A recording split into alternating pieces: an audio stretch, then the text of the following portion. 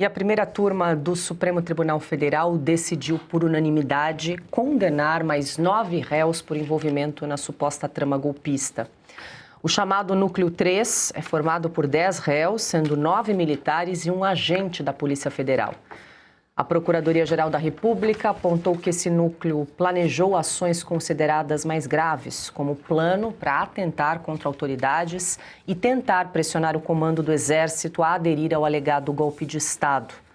O objetivo seria manter Jair Bolsonaro no poder depois da derrota nas urnas. O relator, ministro Alexandre de Moraes, votou pela condenação de 7 dos 10 réus pelos 5 crimes indicados pela PGR. Exposto, julgo parcialmente procedente a apresentação penal para condenar os réus Bernardo Romão Correia Neto, Fabrício Moreira de Bastos, Hélio Ferreira Lima, Rafael Martins de Oliveira, Rodrigo Bezerra de Azevedo, Sérgio Ricardo Cavalieri de Medeiros e Vladimir Matos Soares pelos crimes de organização criminosa armada, tentativa de abolição violenta ao Estado Democrático de Direito, golpe de Estado, dano qualificado pela violência e grave ameaça contra o patrimônio da União e com considerável prejuízo para a vítima e deterioração de patrimônio tombado, para também condenar os réus nos termos do já dito artigo 383, o emendácio libelli, condenar os réus Márcio Nunes e Rezende Júnior e Ronald Ferreira de Araújo pelos crimes de incitação à animosidade contra as Forças Armadas, artigo 286, parágrafo único do Código Penal, e associação criminosa, artigo 288 do Código Penal. Já no caso do general da reserva, Estevam Teófilo Gaspar de Oliveira, Moraes defendeu a absolvição por falta de provas. E, por fim, nos termos do artigo 386, 7 do Código de Processo Penal, por ausência de provas suficientes, absolvo o réu Estevam Caos Teófilo Gaspar de Oliveira. É o voto, senhor presidente. Bom, o ministro Cristiano Zanin seguiu o voto do relator. Irei fazer juntar. Eu estou acompanhando na íntegra o eminente relator, ministro Alexandre de Moraes. Bom, Ana, a gente acompanhou aí Cristiano Zanin seguindo o relator e Carmen Lúcia Flávio Dino, que também agora é o presidente da primeira turma, decidiram acompanhar o voto do ministro Alexandre de Moraes, nesse caso envolvendo o Núcleo 3, como foi chamado aí pela PGR e pela Polícia Federal. Paula, o que chama atenção, pelo menos para mim, nessa sessão da primeira turma, condenando o Núcleo 3, é a absolvição de uma das pessoas do Núcleo 3 por, abro aspas, para o ministro Alexandre de Moraes, falta de provas. Falta de provas. E aí é tão difícil nós ouvirmos o ministro Alexandre de Moraes seguindo as nossas leis, né? Na falta de provas, o ônus cabe à acusação. Na falta de provas que condenam, você é o indúbio pro réu, né? Você simplesmente absolve. Mas o que nós mais vimos, mais testemunhamos em todos os julgamentos do 8 de janeiro, do núcleo do presidente Bolsonaro, daqui a pouco vem o núcleo do Felipe Martins, é a falta de provas. Sequer temos a tal minuta do golpe, o plano de derrubar a República, de sair matando todo mundo, aquela matança toda, enforca ministro em praça pública. Não há provas de absolutamente nada. Nada. Nós vamos caminhar para o núcleo do Felipe Martins e eu quero ver se o ministro vai ter a mesma sensatez de dizer não há provas. Porque o Felipe Martins, nesse caso, ele mostrou provas em excesso da inocência dele, que ele nunca viajou, que ele nunca saiu do país, que ele esteve o tempo todo no sul do país e ele continua com tornozeleira eletrônica, preso em casa, sem redes sociais, sem voz, sem poder dar entrevistas. O ministro sequer respondeu o pedido da revista Oeste para entrevistar Felipe Martins. Até hoje, Então, o ministro falar em falta de provas e absolver alguém só mostra que é da cabeça dele, ele vai julgando as pessoas da cabeça dele, porque se ele seguisse mesmo a falta de provas, o presidente Bolsonaro não estaria condenado a 27 anos de cadeia, Paulo.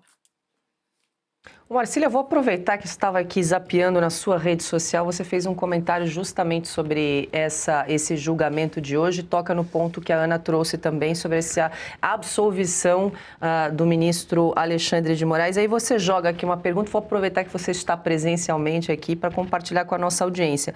Você diz o seguinte, Moraes inocentou hoje o primeiro réu da trama golpista. Equilíbrio ou disfarce para o rumo do julgamento? O argumento usado para absolver derrubaria outras condenações? Pois é.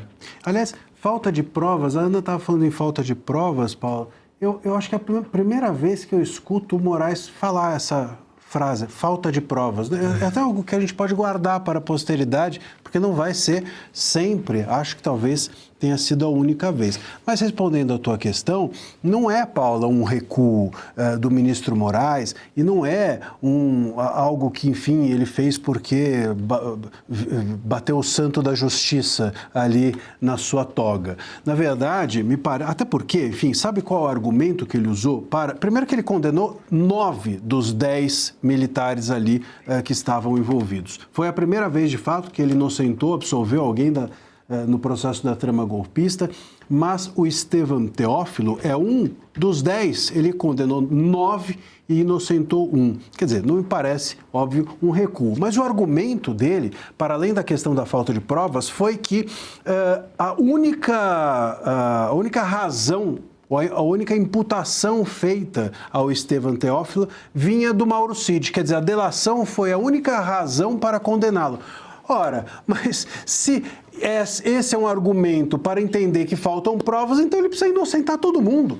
Qual dos réus até agora, qual deles não foi condenado exatamente pelo Mauro Cid? Pela delação do Mauro Cid. Todo mundo agora, até agora, foi condenado pela delação do Mauro Cid. Tanto que o Mauro Cid foi tratado a pão de ló pelo STF. O STF relevou tudo e todos para continuar com o Mauro Cid como um delator, justamente porque a única coisa que fazia esse processo para o STF parar minimamente de pé do ponto de vista lógico, não estou nem falando do ponto de vista jurídico, do ponto de vista lógico era a delação do Mauro Cid. Então, se isso é suficiente para inocentar o Estevam Teófilo, deveria ser o suficiente para inocentar todo mundo que até agora foi julgado. Quais são as provas relevantes para condenar o Bolsonaro, Jair Bolsonaro? Quais são as provas relevantes, como a Ana está lembrando aqui, para que o Felipe Martins seja ou venha a ser condenado? Ninguém ali está fora do esquadro do Mauro Cid. Então,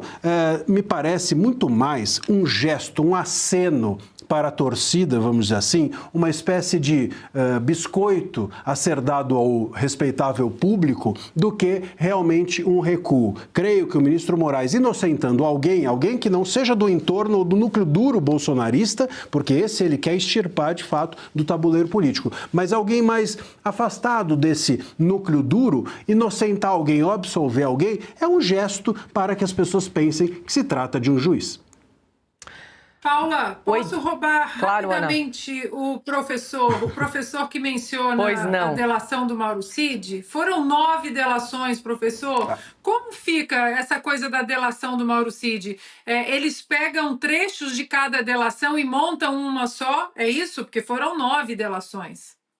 Foram 9 versões, né, dos mesmos fatos. Como é que você pode acreditar em alguém que conta 9 versões diferentes da mesma coisa? Eu tenho utilizado até isso, Ana, se me permite aqui a brincadeira, eu tenho explicado isso quando me pergunto da seguinte forma: se eu chegar em casa um dia fora do horário adequado e contar para minha mulher 9 versões do porquê que eu cheguei atrasado, eu queria ver se eu ia permanecer em casa casa ou se eu dormiria no sofá. No entanto, o Mauro Cid dormiu e tranquilamente, não no sofá desse julgamento. Ele foi tratado muitíssimo bem como alguém relevante e como alguém legitimado a dizer o que disse. Veja, não é possível resistir a 9 versões sobre os mesmos fatos e acreditar na pessoa. Está claro e evidente que se trata de alguém sem a menor capacidade jurídica, lógica e até mesmo moral de que as suas versões ou a última versão dele permanecesse. O que parece, Ana,